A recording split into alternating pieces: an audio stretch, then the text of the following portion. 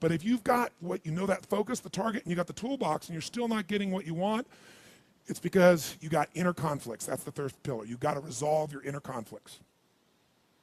Because that, as I tried to explain to you, 80% of success in anything is your psychology and 20% is the mechanics.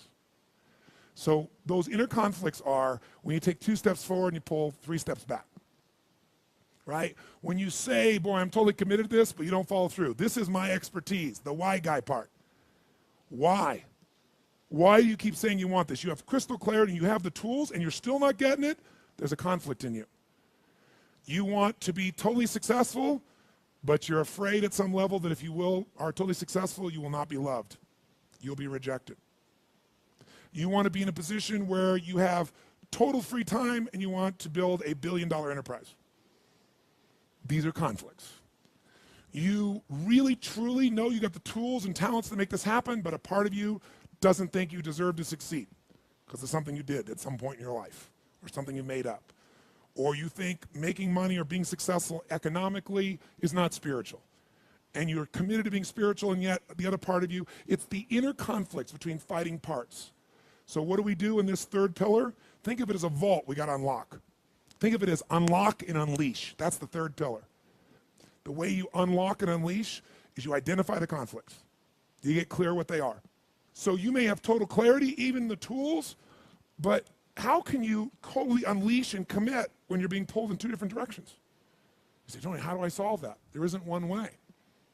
You've got to get clear about what's most important to you today, not what you think you should do based on an old blueprint, an old belief system, your parents, society, your friends.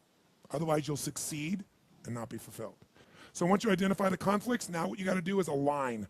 Align your life with what you really value. Align your life with what is most important to you. And then once you are in a position where you're aligned, guess what you'll do? Take action. You won't even have to work at it.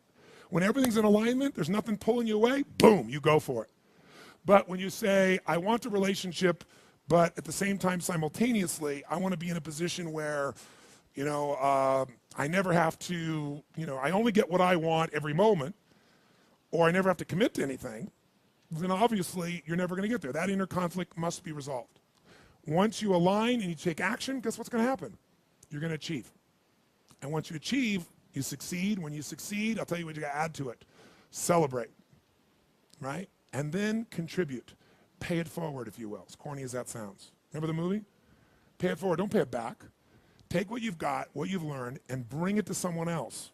And if you bring it to someone else, it continues that cycle of fulfillment, of joy, of meaning in your life, everything works.